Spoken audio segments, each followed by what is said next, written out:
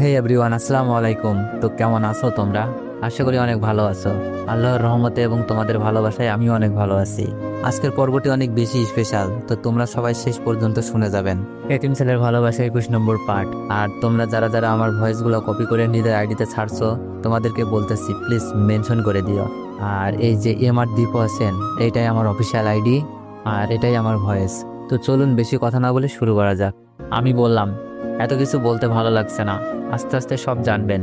বাসায় কাজ আছে, এখন আমি আসি বলে ওখান থেকে সিয়ামদের কাছে আসলাম।